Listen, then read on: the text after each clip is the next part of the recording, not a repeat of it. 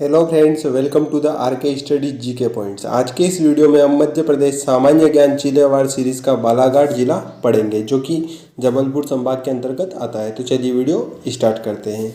बालाघाट जिले का गठन मध्य प्रदेश की स्थापना के साथ ही 1 नवंबर 1956 को हो गया था। इसका क्षेत्रफल 9,229 वर्ग किलोमीटर है और यहाँ की जनसंख्या 17,16,98 है और यहाँ का जनसंख्या घनत्व 184 व्यक्ति प्रति वर्ग किलोमीटर, मतलब 1 वर्ग किलोमीटर क्षेत्रफल में यहाँ पर 184 व्यक्ति निवास करते हैं। और यहाँ का लिंगानुपात 1021 प्रति 1000, मतलब 1000 पुरुषों पर यहाँ पर 1021 महिलाएं हैं और लिंगानुपात में यह मध्य प्रदेश में प्रथम स्थान रखता है। और यहाँ की साक्षरता 77.09% है। ये सब 2011 की जनगणना के अनुसार है। बालाघाट जिले के अंतर्गत 10 तहसीलें आती हैं: तिरोड़ी, कटंगी, खेरलांजी, वारासिवनी, लालबर्रा, बालाघाट, किरनारपुर, लांजी, बेहर और पारसवाड़ा, ऐसे कर यहाँ पर कुल 10 तहसीलें आती है। और यह महाराष्ट्र और छत्तीसगढ़ 2 राज्यों की सीमा को स्पर्श करता है। जो बालाघाट जिला है यह महाराष्ट्र और छत्तीसगढ़ राज्य की सीमा को स्पर्श करता है। इसके अतिरिक्त यह मध्य प्रदेश के मंडला और सिवनी जिले की सीमा को स्पर्श करता है। ये जो बालाघाट जिला है इसे पहले बुरा या बुरा के नाम से जाना जाता था और बाद में इसका नाम बालाघाट पड़ा।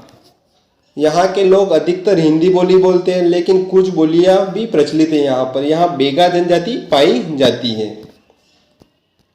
यहाँ की जो बोली है वो हिंदी है। बालाघाट अंग्रेजों के समय में तत्कालीन सेंट्रल प्रोविंस का हिस्सा था, जिसकी राजधानी नागपुर थी। पहले जो मध्य प्रदेश है इसकी राजधानी नागपुर थी, तो बालाघाट की राजधानी भी नागपुर ही थी। 1867 ईस्वी में सेंट्रल प्रोविंस के भंडारा, सिवनी एवं मंडला जिले के हिस्सों को मिलाकर बालाघाट जिले का गठन किया गया। इस जिले के मुख्यालय का नाम उस समय बूढ़ा या बुरा था, मतलब इसको पहले बूढ़ा या बुरा कहते थे, जो कालांतर में बालाघाट में तब्दील हो गया। जिस समय इस जिले का गठन किया गया था उस समय इसमें केवल 2 तहसीलें थी, बालाघाट और बेहर। मतलब जब इस जिले का गठन किया गया तो इसमें कुल 2 तहसीलें थी, बालाघाट और बेहर। कहा जाता है कि बालाघाट जिले में पहाड़ी घाटों की संख्या अधिक होने के कारण इसका नाम बालाघाट हो गया है। मतलब अलग अलग मान्यता है इसके नाम को लेकर। बालाघाट का अंग्रेजों के पूर्व मराठा शासकों से भी संबंध रहा है। जो यहाँ पर जो अंग्रेज थे इनसे पूर्व यहाँ पर मराठा शासकों का भी संबंध रहा है। मराठी भाषा में बाला शब्द का अर्थ होता है श्रेष्ठ। यहाँ पर श्रेष्ठ लोगों बालाओं के रहने के कारण इसे बालाओं का घाट बालाघाट कहा गया है, ऐसी मान्यता भी है। यहाँ की नदियाँ बालाघाट में मुख्य रूप से बेनगंगा, चंदन नदी, बंजन नदी, बाघ नदी आदि नदियाँ प्रवाहित होती है। बालाघाट जिले का आकार उड़ते पक्षी जैसा है। ये जो इसका आकार है इस जिले का, ये उड़ते पक्षी जैसा दिखता है। बालाघाट जिले को शिकारियों का स्वर्ग भी कहा जाता है। यह जो जिला है इसको शिकारियों का स्वर्ग भी कहा जाता है और इसका आकार उड़ते पक्षी के जैसा है। इसके अतिरिक्त यह नक्सली प्रभावी एरिया भी है। छत्तीसगढ़ से लगा हुआ है तो इसको नक्सली प्रभावी एरिया भी कहा जाता है। यह मध्य प्रदेश का सर्वाधिक वन आरक्षित क्षेत्र है। यहाँ पर सर्वाधिक बांस पाया जाता है, लगभग 54% मात्रा में। सबसे ज्यादा वन भी बालाघाट में ही पाया जाता है। मध्य प्रदेश का सर्वाधिक तालाबों से सिंचाई वाला जिला भी बालाघाट ही है। न्यूनतम जनसंख्या वृद्धि दर वाला जिला भी बालाघाट ही है। और यह मध्य प्रदेश का पहला पेपरलेस कार्यालय बालाघाट में स्थित है। जो मध्य प्रदेश का पहला पेपरलेस कार्यालय है वो भी बालाघाट में ही स्थित है, जहाँ पर पेपर का काम नहीं होता है उस ऑफिस में, तो वो कार्यालय भी बालाघाट में ही स्थित है। सर्वाधिक धान उत्पादन जिला बालाघाट है। ये जो बालाघाट है यहाँ पर सर्वाधिक धान का उत्पादन होता है और विशेषकर यहाँ पर काली मूंछ वाला चावल उत्पादित होता है। पोहा उत्पादन में मध्य प्रदेश का प्रथम जिला बालाघाट है। जो पोहा का उत्पादन होता है इसके उत्पादन में भी बालाघाट प्रथम स्थान रखता है मध्य प्रदेश में।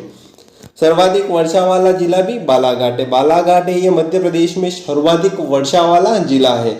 यहाँ पर 125 से 150 सेंटीमीटर वर्षा होती है। बायोमेट्रिक कार्ड के माध्यम से मजदूरों को भुगतान करने वाला पहला जिला भी बालाघाट है मध्य प्रदेश का। मतलब मध्य प्रदेश का पहला बालाघाट ऐसा जिला है जो बायोमेट्रिक कार्ड के माध्यम से मजदूरों को भुगतान करता है। खनिज मध्य प्रदेश की खनिज विकास निगम 1962 में बना। ये जो मध्य प्रदेश का खनिज विकास निगम है, इसकी स्थापना 1962 में हुई थी।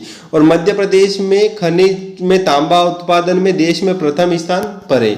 ये जो मध्य प्रदेश है यह तांबा उत्पादन में देश में और प्रदेश में प्रथम स्थान रखता है। बालाघाट की जो मलाजखंड खदान है वो तांबा उत्पादन के लिए प्रसिद्ध है। यहाँ पर मलाजखंड खदान है, यह तांबा उत्पादन के लिए प्रसिद्ध है। बालाघाट में एशिया की सबसे बड़ी मैग्नीज खदान बारवेली है। ये जो मध्य प्रदेश है यह भारत में मैग्नीज और तांबा उत्पादन में प्रथम स्थान रखता है। और बालाघाट में एशिया की सबसे बड़ी मैग्नीज खदान बारवेली है। और ये जो मलाजखंड खदान है यहाँ पर हिंदुस्तान कॉपर लिमिटेड द्वारा तांबा निकाला जाता है। यहाँ से जो तांबा निकाला जाता है वो हिंदुस्तान कॉपर लिमिटेड द्वारा निकाला जाता है, HCL द्वारा निकाला जाता है तांबा। मध्य प्रदेश का प्रथम वन राजकीय महाविद्यालय बालाघाट में खोला गया था। ये जो बालाघाट है यहीं पर मध्य प्रदेश का प्रथम वन राजकीय महाविद्यालय खोला गया था। बालाघाट के पर्यटन स्थल लांजी का किला, ये भी बालाघाट में ही स्थित है। एक ऐतिहासिक धरोहर है लांजी का किला, जो कि बालाघाट जिले में स्थित है। यह बालाघाट शहर का एक दर्शनीय स्थल है। इस जगह के बारे में ज्यादा लोगों को पता नहीं है, मगर यह जगह बहुत पुरानी है। यह किला गोंड राजाओं के द्वारा बनाया गया था। चारों तरफ से ऊंची दीवारों से घिरा हुआ इस किले के अंदर जाने के लिए एक गेट लगा हुआ है। किले के अंदर बहुत सारे अवशेष नष्ट हो गए हैं, बहुत कम ही अवशेष अभी अच्छी हालत में है। ये जो किला है इसमें बहुत सारे अवशेष नष्ट हो चुके हैं और ये बहुत कम मात्रा में बचे हैं। अब हट्टा की बावड़ी, ये भी बालाघाट जिले में ही स्थित है। इस बावड़ी का निर्माण हट्टा ग्राम के प्राचीन किला में किया गया है। हेय वंशी राजाओं के बाद गोंड राजा हटे सिंह वलकेन ने इस बावड़ी का निर्माण कराया था। मतलब ये जो बावड़ी है इसका निर्माण गोंड राजा हटे सिंह ने करवाया था। माना जा रहा है कि हटे सिंह वलके के राजा होने के कारण इस गांव का नाम हट्टा रखा गया। राजा हटे सिंह ने गर्मी के दिनों में सैनिक के छिपने, पेयजल, स्नान और आराम करने के लिए इस बावड़ी का निर्माण करवाया था। गोंडकाल के बाद मराठा शासक और भोसले साम्राज्य में भी इसका उपयोग होते रहा है। इस वजह से बावड़ी में गोंडकालीन मराठा शासक और भोसले साम्राज्य की कलाकृतियां देखने को मिलती है। यहाँ पर गोंड राजाओं ने भी शासन किया, भोसले राजाओं ने भी शासन किया, इसके बाद मराठाओं ने भी यहाँ पर शासन किया था। तो इनकी कलाकृतियां इस बावड़ी में देखने को मिलती है। गांगुलपुरा डैम जलप्रपात, ये भी बालाघाट जिले में ही स्थित है। दूती बांध, ये भी बालाघाट जिले में ही बेनगंगा नदी पर स्थित है। रामपायली मंदिर, ये भी बालाघाट जिले में ही स्थित है। इसका जो उल्लेख है ये अंग्रेजी गजेटियर के अनुसार रामपायली में ऋषि सरभंग का आश्रम था, जिसमें प्रभु श्री राम सीता माता के साथ उनके दर्शन करने पहुंचे थे। जब भगवान राम वनवास पर थे तो उस समय सरभंग आश्रम में पहुंचे थे ऋषि के दर्शन करने। लेकिन दर्शन करने से पहले ही रामपायली से कुछ दूर स्थित गांव देवगांव में विराट नामक राक्षस सामने आ गया था, जिसका वध कर उन्होंने ऋषि के दर्शन प्राप्त किए थे।